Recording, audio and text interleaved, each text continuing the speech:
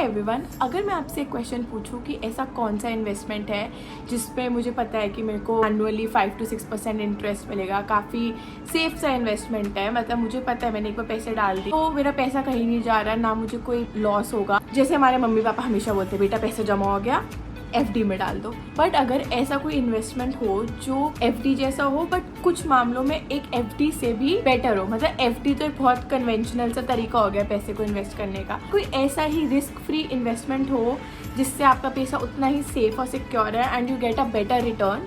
And if you're interested in knowing this investment, so watch this video. Hi, my name is Simran and this video is going to be about arbitrage funds and how are arbitrage funds better than a normal FD. तो सबसे पहले हम समझते हैं arbitrage word का मतलब क्या होता है, और आर्बिट्राज का कोई एग्जैक्ट हिंदी ट्रांसलेशन नहीं है, तो उसको हिंदी में भी आर्बिट्राज ही बोलते हैं। तो नाम से बड़ा कॉम्प्लिकेटेड लग रहा है बट इतना डिफिकल्ट है नहीं। आर्बिट्राज वर्ड का मतलब होता है एक ही असेट को सेम टाइम पे अलग अलग मार्केट्स में बाय करना और सेल करना, मतलब simultaneous buying and selling of a asset in different markets. For example आपको एक मोबाइल फ़ोन खरीदना है तो अमेज़ॉन पे वो फ़ोन है 20,000 का और फ्लिपकार्ट पे वो फ़ोन है 21,000 का, तो आप अमेज़ॉन से 20,000 का खरीद के फ्लिपकार्ट पे 21,000 का बेच दो। आपने एक जगह से खरीदा दूसरी जगह बेचा तो आप उस ट्रांजैक्शन में 1,000 रुपये कमा रहे हो। अमेज़ॉन एक अलग मार्केट प्लेस है, फ्लिपकार्ट एक अलग मार्केट प्लेस है। तो शेयर मार्केट में भी ऐसा ही होता है। दो मार्केट्स होते हैं, एक होता है आपका cash market which is NSE and BSE और एक आपका होता है forward market which is also called FNO market. Cash market में क्या होता है, आपको पेमेंट के अगेंस्ट शेयर्स की डिलीवरी मिल जाती है सेम डे, मतलब आपको शेयर्स खरीदने हैं, आपने पेमेंट किया और आपके ब्रोकर ने आपके डीमैट अकाउंट में शेयर्स की डिलीवरी दे दी। और फॉरवर्ड मार्केट में आप शेयर्स को एक प्री डिसाइडेड डेट पे बाय और सेल कर देते हो। तो अब जैसे रिलायंस का एक शेयर है 2,000 रुपये का, वो कैश मार्केट में 2,000 का ट्रेड हो रहा है और वो फ्यूचर मार्केट में 2,040 का ट्रेड हो रहा है। तो वो जो 40 रुपये का डिफरेंस है वो मार्केट इनएफिशिएंसी से हो सकता है और बेसिकली वो कॉस्ट ऑफ कैरी होती है। अब आप क्या करोगे, रिलायंस के शेयर को NSE पे बाय कर लोगे, रिलायंस का 1 महीने का 2 महीने का फ्यूचर सेल कर दोगे, तो जो 20 का डिफरेंस है वो आपका प्रॉफिट हो जाएगा। एक सेटलमेंट डेट होती है, मतलब जो फ्यूचर्स आपने खरीदे जिस भी शेयर के बाय किया सेल किए वो 1 महीने बाद 2 महीने बाद 3 महीने बाद एक्सपायर हो जाते हैं, और जिस दिन उनकी एक्सपायरी होती है, मतलब जिस दिन सेटलमेंट डेट होती है उस दिन कैश मार्केट और फ्यूचर मार्केट का प्राइस सेम हो जाता है, मतलब उस शेयर का प्राइस उस दिन सेम होगा।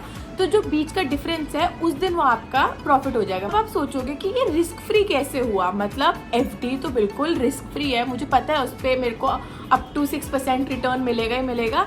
यहाँ पे तो भाई शेयर मार्केट आ गया, स्टॉक्स आ गए, ट्रेडिंग हो गई, पता नहीं क्या क्या आ गया, तो ये सेफ कैसे है और मुझे तो इस चीज़ की नॉलेज नहीं है तो मैं कैसे करूँगा। अब हम एक डिटेल्ड एग्जांपल के थ्रू समझते हैं कि आर्बिट्राज फंड्स के रिटर्न को रिस्क फ्री क्यों बोला जाता है। तो इस एग्जाम्पल में जैसे रिलायंस का शेयर है जो 2,000 रुपये का ट्रेड हो रहा है कैश मार्केट में और फ्यूचर मार्केट में उसकी वैल्यू है 2,040। हमने रिलायंस के शेयर को कैश मार्केट में 2,000 में बाय करा है और फ्यूचर मार्केट में 2,040 में सेल करा है। अब एक मंथ बाद 3 बातें हो सकती है, या तो रिलायंस का प्राइस 2,000 से नीचे चला जाए, या 2,000 ही रहे, या 2,000 से ऊपर चला जाए। तो पहला केस लेते हैं जिसमें रिलायंस के शेयर का प्राइस 2,000 से नीचे गिर गया, 1,900 हो गया। अब कैश मार्केट में तो मुझे लॉस हो गया क्योंकि मैंने कैश मार्केट में 2,000 का वो शेयर बाय किया था और अब उसकी प्राइस 1,900 हो गई, तो मुझे सेटलमेंट वाले दिन मेरे को 100 रुपये का लॉस हो गया। बट फ्यूचर मार्केट में मैंने 2,040 का सेल कर रखा था और मैंने अब 1,900 का बाय कर लिया, तो इस वाले केस में मुझे 140 का प्रॉफिट हो गया फ्यूचर में। तो अब मुझे नेट प्रॉफिट तो 40 हो गया इस केस में। दूसरे सिनेरियो में रिलायंस के शेयर का प्राइस सेटलमेंट वाले दिन 2,000 ही रहा, ना ऊपर गया ना नीचे गया, तो कैश मार्केट में तो मुझे कोई प्रॉफिट लॉस नहीं होगा क्योंकि मैंने 2,000 का खरीदा था, अब वो 2,000 पे मैंने सेल करके ट्रांजैक्शन सेटल कर दी। फ्यूचर मार्केट में मैंने 2,040 का सेल कर रखा था और अब उसकी वैल्यू 2,000 है, तो मैंने उसको अब बाय कर लिया और मेरा प्रॉफिट इस वाले केस में भी 40 रुपये हो गया। अब थर्ड और आखिरी केस देखते हैं, जब रिलायंस के शेयर का प्राइस 2,000 से ऊपर चला गया, उसका प्राइस हो गया सेटलमेंट वाले दिन 2,100 रुपये, तो हमने कैश मार्केट में बाय किया था 2,000 रुपये का और अब उसका 2,100 वैल्यू है, तो इस वाले केस में मुझे 100 रुपये का प्रॉफिट होगा क्योंकि मैंने बाय 2,000 में किया तो मैं सेल 2,100 में कर रही हूँ। और फ्यूचर्स में मैंने 2040 का सेल कर रखा था पर अब 2100 हो गया, तो मेरे को इस वाले केस में लॉस होगा 60 रुपए का। तो इस केस में भी जो मुझे नेट गेन है वो 40 रुपए का होगा। तो इस एग्जाम्पल से हमें ये समझ आता है कि शेयर का प्राइस भले ही सेटलमेंट वाले दिन ऊपर जाए या नीचे जाए या सेम रहे, मेरा प्रॉफिट उसी टाइम डिटरमाइन हो जाता है जब मैं एक आर्बिट्राज ट्रेड में एंटर कर देती हूँ। मतलब कि आर्बिट्राज फंड्स हैं वो इस हिसाब से स्ट्रक्चर्ड होते हैं कि आपको नेगेटिव रिटर्न्स नहीं मिलेंगे।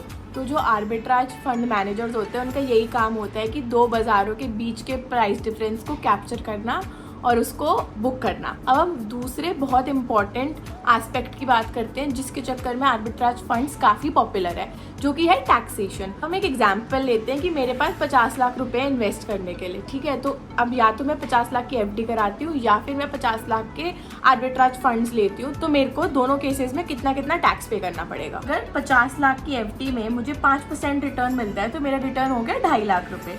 और 50 लाख के आर्बिट्राज फंड्स पे हम मान लेते हैं हमें 6.5% रिटर्न मिलता है, तो मेरा रिटर्न हो गया 3,25,000। तो एफडी के केस में कोई अमाउंट एग्जेम्प्ट नहीं होता है। एफडीज के केस में एग्जेम्पशन होता है कि अगर वो टैक्स सेविंग एफडी है बट उनमें जनरली 5 साल का लॉक इन होता है तो आपको 1.5 लाख तक डिडक्शन मिल जाता है। अदरवाइज अगर 1 साल तक की एफडी है तो कोई एग्जेम्पशन नहीं होगा। बट आर्बिट्राज फंड्स के केस में अगर आप 1 साल से कम इन्वेस्ट कर रहे हैं तो वो शॉर्ट टर्म कैपिटल गेन माना जाता है, उस पर आपको 15% टैक्स देना पड़ेगा। और अगर आप 1 साल के पीरियड से ज्यादा इन्वेस्ट कर रहे हैं आर्बिट्राज फंड्स में तो आपको सिर्फ 10% के हिसाब से टैक्सेशन देना पड़ेगा और उसमें भी फर्स्ट 1 लाख आपके गेन का एग्जेम्प्ट हो जाएगा। एफडी के केस में हमारा टैक्सेबल इंटरेस्ट आएगा 2.5 लाख रुपए, क्योंकि उसमें तो हमें 1 साल के टाइम तक कोई एग्जेम्पशन नहीं मिलेगा। आर्बिट्राज फंड्स के केस में हमारा नेट टैक्सेबल रिटर्न हो गया 2,25,000।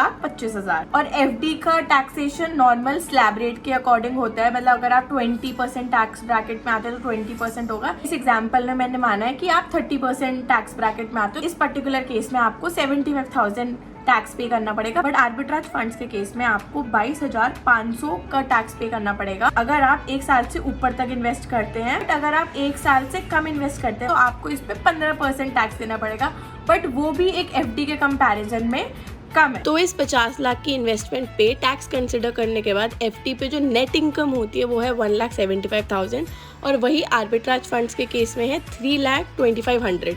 तो जो लोग हायर टैक्स ब्रैकेट्स में आते हैं उनके लिए काफ़ी बेनिफिशियल है एक आर्बिट्राज फंड में इन्वेस्ट करना rather than a normal FD, क्योंकि इस केस में आपको टैक्स कम देना पड़ता है। अब एक क्वेश्चन आता है कि आर्बिट्राज अपॉर्चुनिटीज मिलती कहाँ है, मतलब कैसे मैं डिसाइड करूँ, मुझे पता कैसे चलेगा कि किस शेयर के प्राइस में डिफरेंस है।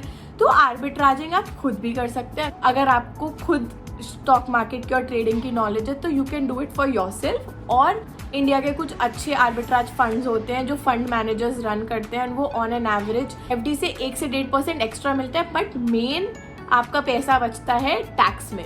आई होप आपको समझ आया हो कि एक आर्बिट्राज फंड और एफडी के बीच में क्या डिफरेंस है, दोनों का टैक्स ट्रीटमेंट क्या है और क्यों एक arbitrage fund is a better investment option than a normal FD. Thanks for watching and if you like the video make sure to hit that like button, subscribe to my channel, comment down below and I'll be back soon with another video.